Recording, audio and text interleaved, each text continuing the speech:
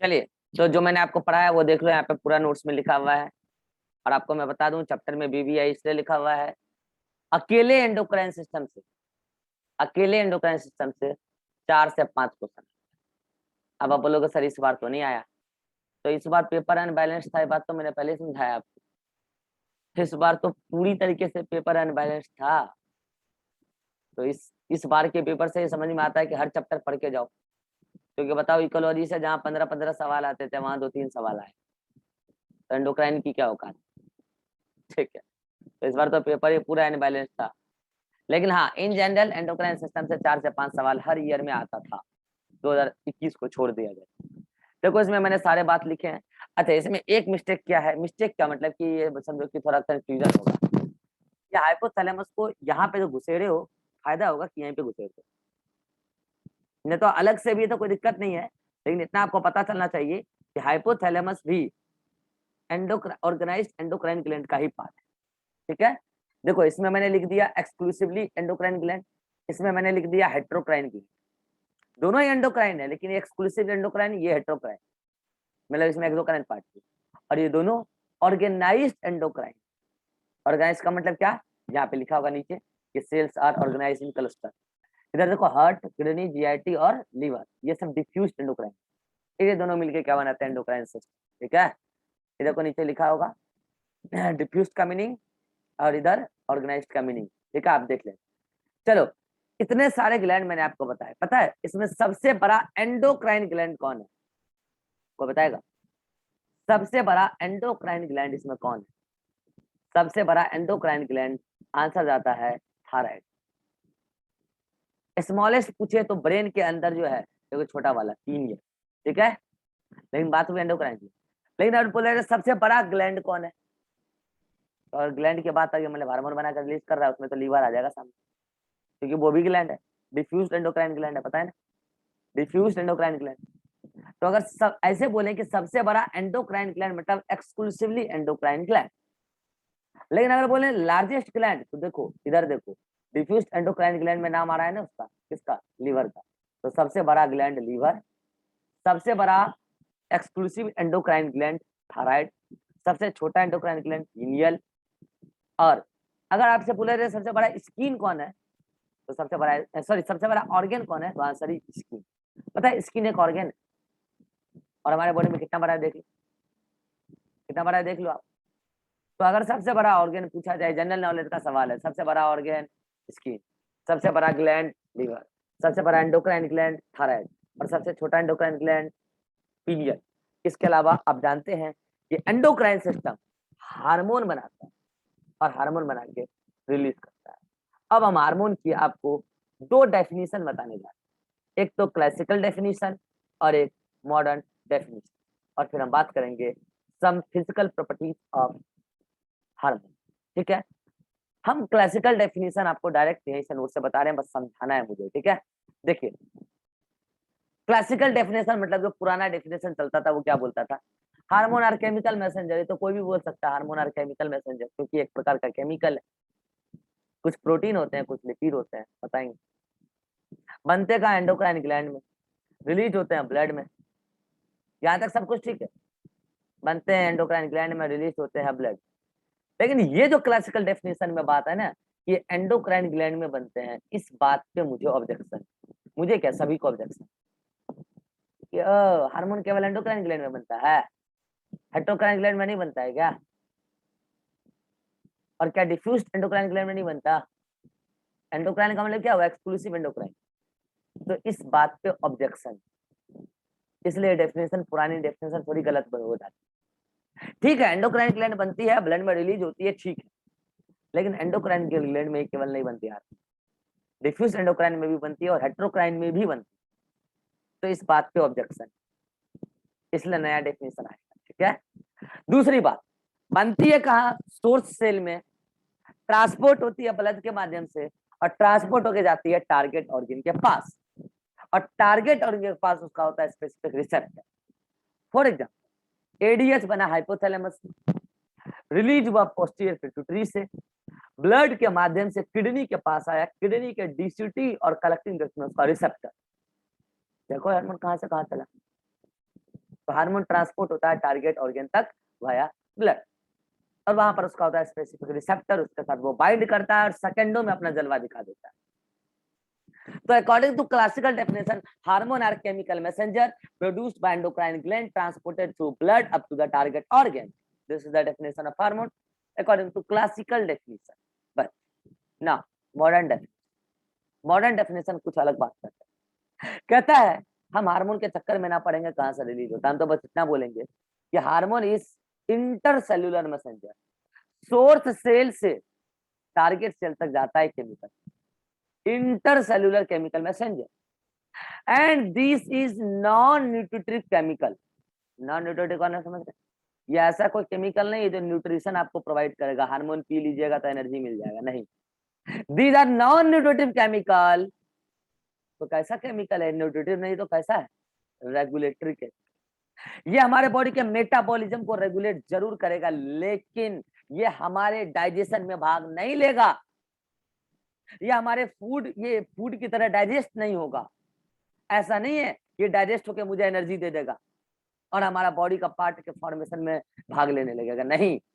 ये तो बस मेटाबॉलिक रिएक्शन को रेगुलेट कराएगा, क्योंकि कोई मेटाबॉलिज्म चल रहा है उसको फास्ट कराना है, स्लो कराना है, एक सिग्नल भेजेगा ऑर्गेन को, सिग्नल भेजेगा, सिग्नलिंग मॉलिक्यूल है, ये केमिकल मैसेंजर है। दो अलग अलग ऑर्गन के बीच में, एक टारगेट सेल एक सोर्स सेल के बीच में मॉलिक्यूल। और पता है जो सबसे बड़ी बात उन्होंने ऐड किया नए डेफिनेशन कि these are intercellular messenger non nutritive chemical release in trace amount, मतलब काफी कम अमाउंट में release, produced in trace amount. और ये वर्ड अपने आप में ये इंडिकेट करता है कि hormone are highly chemical, highly reactive chemical. क्योंकि अगर कोई भी चीज बहुत कम मात्रा में रिलीज हो रही है, इसका मतलब जाहिर सी बात यह है कि वो हार्मोन मोर देन सफिशिएंट है उतने ही मात्रा में अपने वर्क को करने के लिए। इसका मतलब हार्मोन इन हाईली रिएक्टिव मॉलिक्यूल। तो ये बातें नई डेफिनेशन में आई। क्या क्या बातें नई डेफिनेशन में आई मैं फिर से बोल रहा हूँ। Hormone are non nutritive chemical, these are regulatory chemical, act as intercellular messenger and produce in trace amount. This is the new definition of hormone. Clear? Now, अब हम बात करेंगे हार्मोन की कुछ फिजिकल एंड केमिकल प्रॉपर्टी। आज हम hormone की कुछ फिजिकल प्रॉपर्टी चर्चा कर लेते हैं और केमिकल प्रॉपर्टीज हम चर्चा करेंगे नेक्स्ट क्लास। एक बात बताइए, जो मॉलिक्यूल बहुत हाईली रिएक्टिव है, तो मुझे बताइए वो मॉलिक्यूल का मॉलिक्यूलर वेट और साइज कम होना चाहिए कि ज्यादा? तो आप बोलोगे सर एंजाइम पढ़े थे तो वहां बोलते थे enzyme are highly reactive molecule, और उसका मॉलिक्यूलर वेट और साइज जितना ज्यादा होता था उसकी रिएक्टिविटी उतना ज्यादा होती थी। लेकिन हार्मोन में उसका उल्टा है, हार्मोन उससे भी फास्ट है। अरे छोटा होगा तब तो ब्लड के माध्यम से कहीं पहुंच सकता है, और जितना छोटा होगा उतना जल्दी पहुंचने की चांसेस, ब्लड में उसको डिस्टर्बेंस नहीं मिलेगा। जितना छोटा, जितना लो मॉलिक्यूलर वेट, उतना जल्दी उसका ट्रांसपोर्टेशन होगा, उतना जल्दी वो अपना जलवा जाएगा। पहली बात कि लो मॉलिक्यूलर वेट और स्मॉल साइज का होता है, और यही इंडिकेट करता है कि hormone are highly reactive, very reactive molecule. दूसरा, हार्मोन कभी भी रीयूज नहीं होता, एंजाइम रीयूज होता है, एंजाइम में पढ़ाएंगे। एंजाइम सबस्ट्रेट के साथ बाइंड किया, प्रोडक्ट में उसको कन्वर्ट किया, एंजाइम हट गया, वो एक कैटलिस्ट की तरह एक्ट करता है, रिएक्शन में डायरेक्ट भाग नहीं लेता, बस रिएक्शन के रेट को बढ़ाता घटाता। लेकिन हार्मोन एक बार काम आ गया, सिग्नल दे दिया, काम खत्म, नाम खत्म, हार्मोन का नाम खत्म हो जाएगा, पूरा हार्मोन डिकम्पोज हो जाएगा। मैं डाइजेस्ट नहीं बोल रहा हूँ, डिकम्पोज बोल रहा हूँ, डाइजेशन नहीं बोल रहा हूँ उसका कि डाइजेस्ट होकर एनर्जी दे देगा, नहीं, डिकम्पोज हो जाएगा, और जो डिकम्पोज मटेरियल होगा वो यूरिन के माध्यम से बाहर निकल जाएगा, काम खत्म, नाम खत्म, ये है हार्मोन। लेकिन एंजाइम क्या है, काम खत्म तो नाम खत्म नहीं, फिर दोबारा नाम बनाने के लिए काम करेगा। लेकिन यहाँ काम खत्म, नाम खत्म, नया हार्मोन आएगा, तो ऐसा होता है ना। दूसरा, एंजाइम हमारे बॉडी में स्टोर होता है, हार्मोन स्टोर नहीं होता बॉडी में, एक भी हार्मोन स्टोर नहीं होता थायरोक्सिन को छोड़ के। मैं आपको बताऊंगा थायरोक्सिन ऐसा हार्मोन है जो बॉडी में स्टोर होता है, लेकिन इसके अलावा कोई हार्मोन बॉडी में स्टोर नहीं होता, कोई हार्मोन स्टोर नहीं होता थायरोक्सिन को छोड़ के। वो भी थायरोक्सिन 3 महीने के लिए स्टोर होता है मात्र। उसके बाद अगर उससे वो ज्यादा हो गया, यूज नहीं हो रहा है, तो उसको भी डिकम्पोज कर, तो केवल थायरोक्सिन स्टोर होता है, बाकी कोई हार्मोन स्टोर नहीं। अच्छा, हार्मोन एक ऐसा मॉलिक्यूल है जो नॉन एंटीजेनिक है, नॉन स्पेसिफिक है। नॉन स्पेसिफिक और नॉन एंटीजेनिक का मतलब क्या? जो हार्मोन ग्रोथ हार्मोन मेरे अंदर काम कर रहा है, वही ग्रोथ हार्मोन सभी एनिमल में काम कर रहा है, वो ग्रोथ ही कराएगा। अरे तभी तो आपने इंसुलिन का ट्रांसफर किया पिग से ह्यूमन में, सोचो तो। आज ना आप इंसुलिन बनाते हो जेनेटिक इंजीनियरिंग से। स्टार्टिंग में डायबिटीज का कैसे करते थे ट्रीटमेंट? इंसुलिन पिग से निकाल के ह्यूमन में ट्रांसफर करते थे, कहाँ कोई दिक्कत होता था, काम तो करता था। इसका मतलब इंसुलिन स्पीशीज स्पेसिफिक तो नहीं है। दूसरा, नॉन एंटीजेनिक, आपने जब पिग से निकाल के वो हार्मोन को डाला ह्यूमन में, तो क्या ह्यूमन का इम्यून सिस्टम उसको रिजेक्ट कर दिया? नहीं ना, इसका मतलब नॉन एंटीजेनिक था। ऐसा तो नहीं कि वो आदमी भड़क गया उस इंसुलिन को लेकर, अरे हाइपर सेंसिटिविटी शो करने लगा, रिएक्शन शो करने लगा, ऐसा तो नहीं हुआ। इसका मतलब कि हार्मोन नॉन एंटीजेनिक और नॉन स्पीशीज स्पेसिफिक होते हैं। These are physical properties of hormone. मैं आपको पढ़ के एक एक करके बता देता हूं, मैंने सनाबाद समझा दिया।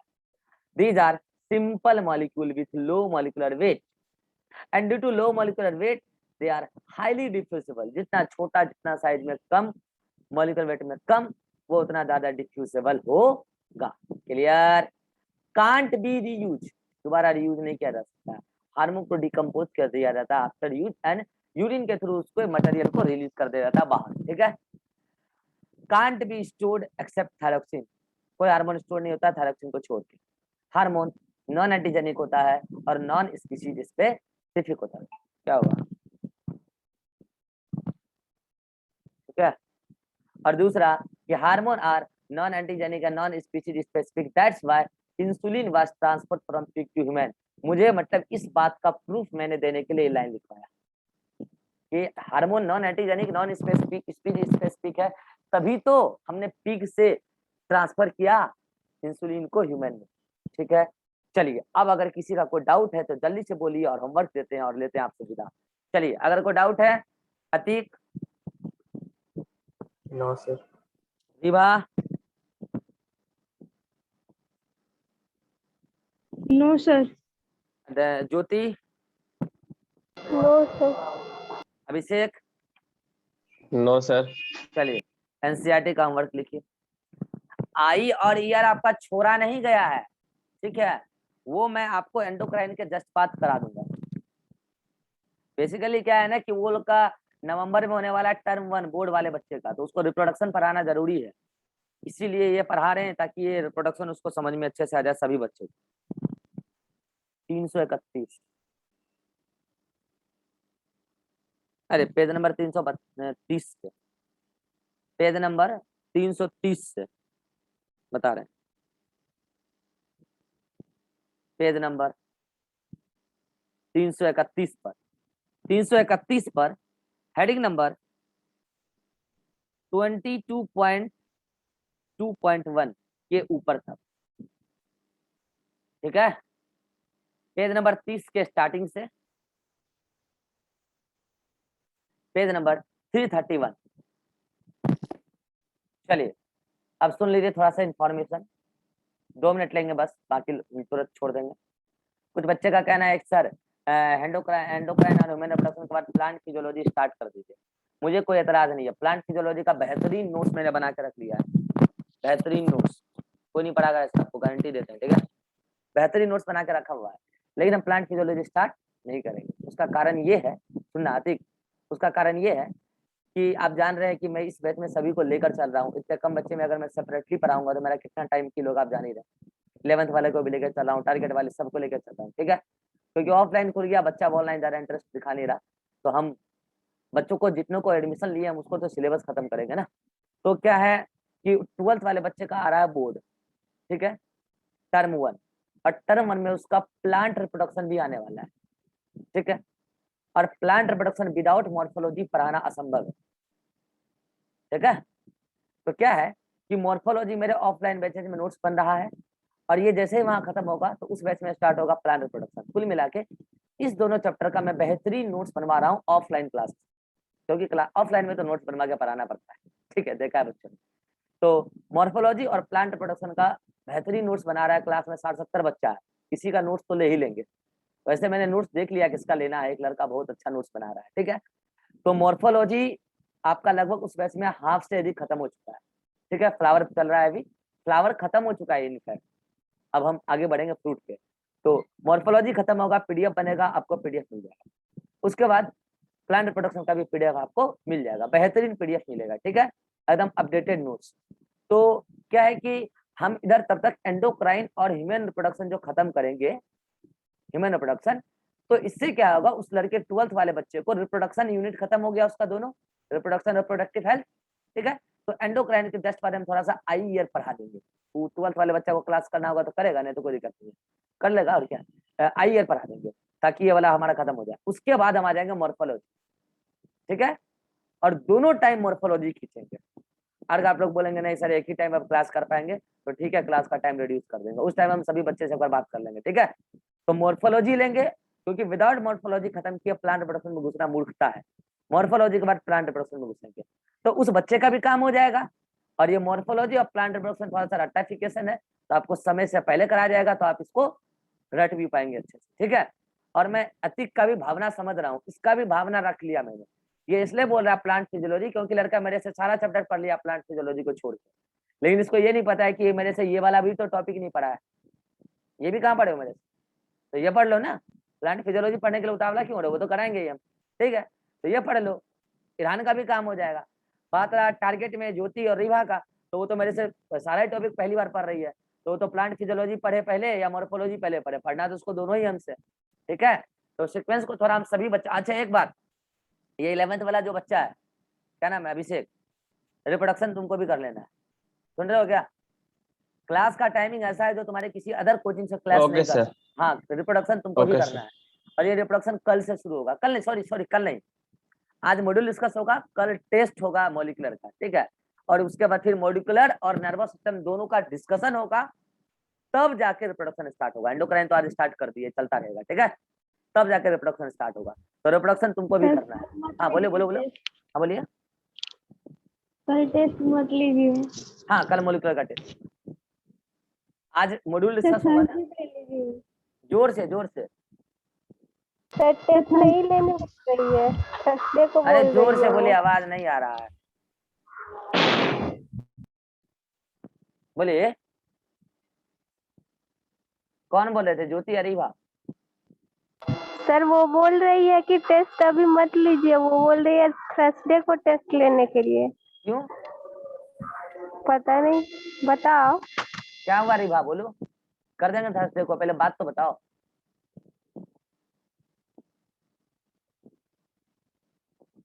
अब बोले ही बोल ही नहीं रही है, क्या हुआ। सर रहने दीजिए, कल ही, कोई दिक्कत नहीं। तैयारी नहीं है या फिर कहीं जाना है। नहीं, कल फिजिक्स का टेस्ट था। ओ नहीं, तब कल कैसे रखेंगे, तब थर्सडे को ही रहने देते हैं। तो यही तो पूछ रहे हैं, बात बताइएगा तब ना, बात क्या है, ठीक है, थर्सडे को कर देते हैं। थर्सडे क्या तारीख है।